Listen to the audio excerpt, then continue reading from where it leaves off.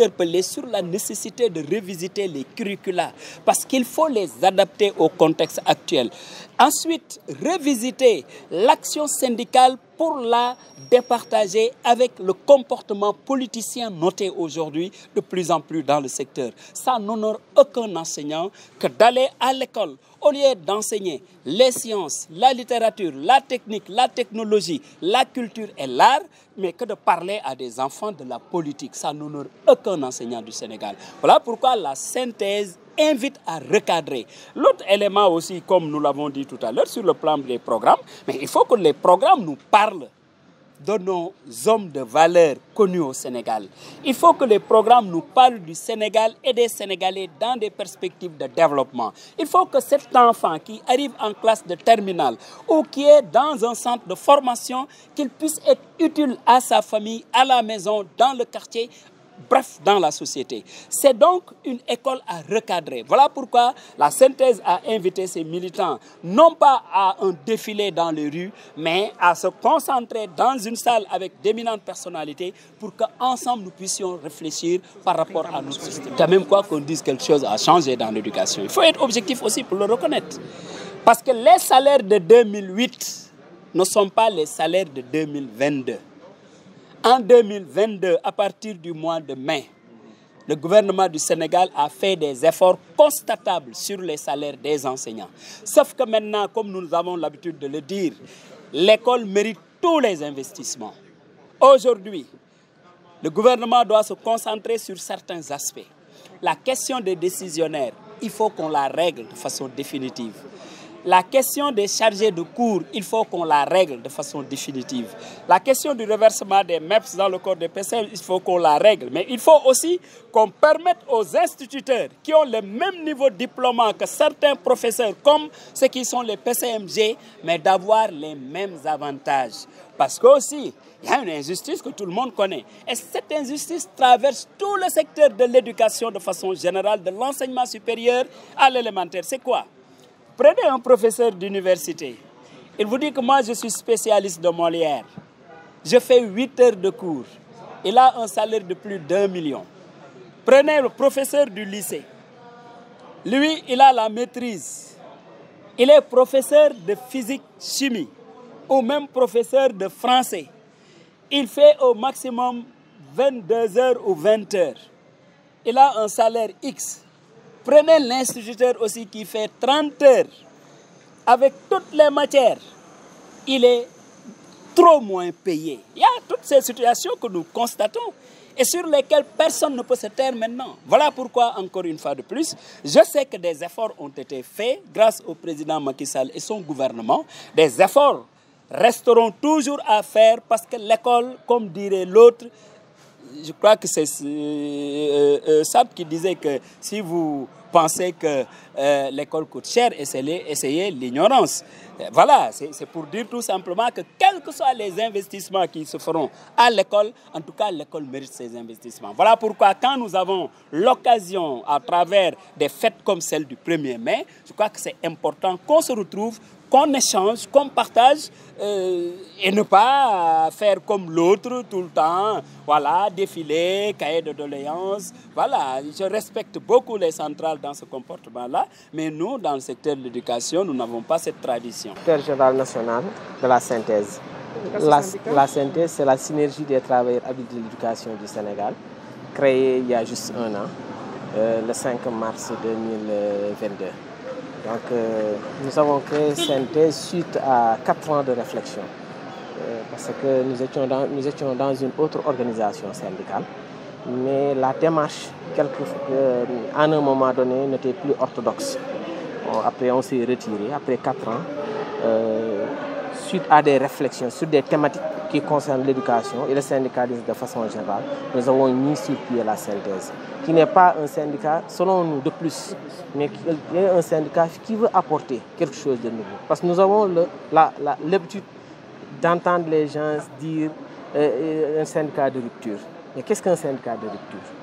Nous pensons qu'aujourd'hui, nous sommes la rupture. Parce que sur les questions que nous développons, par exemple, aujourd'hui, nous avons amené les thématiques des défis qui interpellent le mouvement syndical. Nous pensons qu'aujourd'hui, il y a de nouveaux défis qui nous interpellent, alors que nous sommes en arrière sur presque 10 ans. Alors, en réalité, il faut anticiper sur beaucoup de questions. Je pense que ça devient anachronique de poser les mêmes revendications.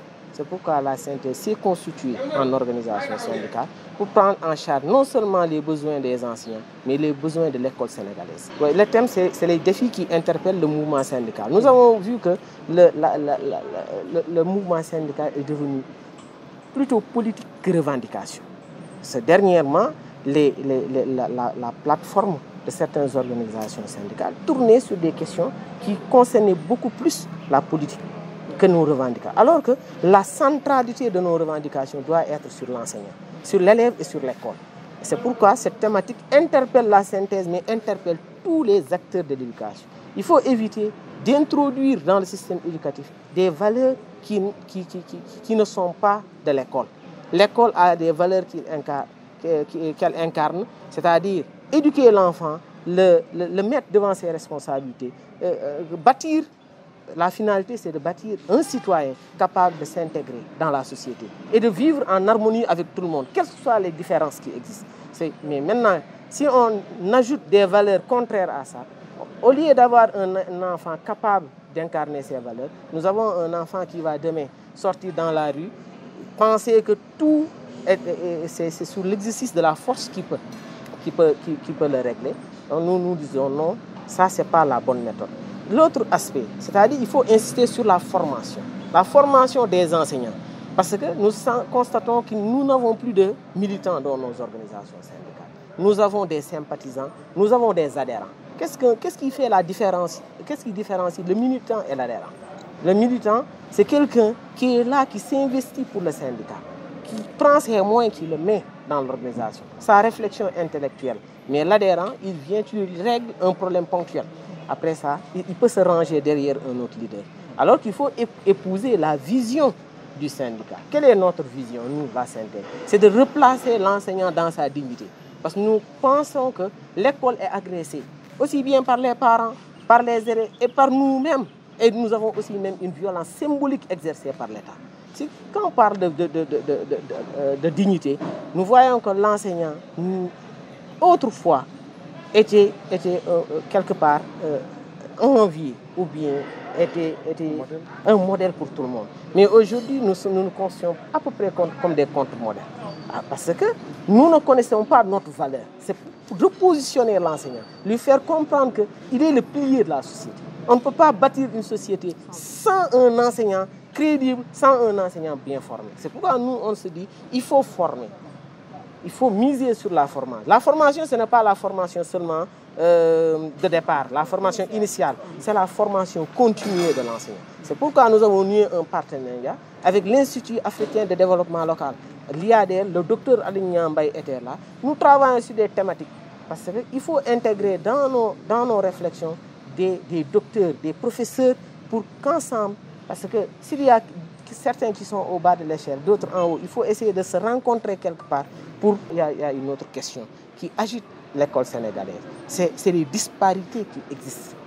Parce qu'on ne peut pas être professeur, être instituteur et qu'on constate que dans un même corps, il n'y a pas un certain traitement équitable. Nous pensons que les enseignants, même s'ils sont à des degrés différents par rapport à leur statut, ils doivent avoir le même traitement.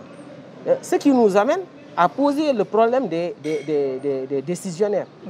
Qu'appelle-t-on des décisionnaires? Dans la fonction publique, il y a ce qu'on appelle les fonctionnaires titulaires et les fonctionnaires, les agents de l'État non fonctionnaires. C'est des agents de la fonction publique, mais non fonctionnaires.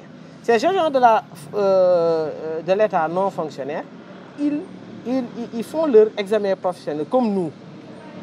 S'ils réussissent à un diplôme supérieur, avec tout l'effort qu'ils ont fait, ils reprennent à peu près à zéro. On se dit que ce n'est pas normal. Dans un système, il faut qu'il y ait un même traitement. À travail égal, traitement égal. Mais nous allons plus loin. Nous apportons une proposition à l'État. Au lieu d'avoir plusieurs caisses, nous pensons qu'il faut avoir une seule caisse. L'unicité des caisses des retraités. Pour permettre à ces gens-là qui sont entrés dans la fonction publique âgée, qu'ils puissent avoir le même traitement que le jeune qui est entré. Parce qu'aujourd'hui, il y a des enseignants qui vont plafonné à l'âge de 35 ans. Du moins, c'est 45 ans. Il va leur rester 15 ans d'ancienneté. Et ces 15 ans, ils ne bénéficient d'aucun avantage. Pourquoi ne pas reverser ces sommes-là à nos collègues qui sont entrés dans l'enseignement à 45 ans? C'est un système de solidarité que nous proposons.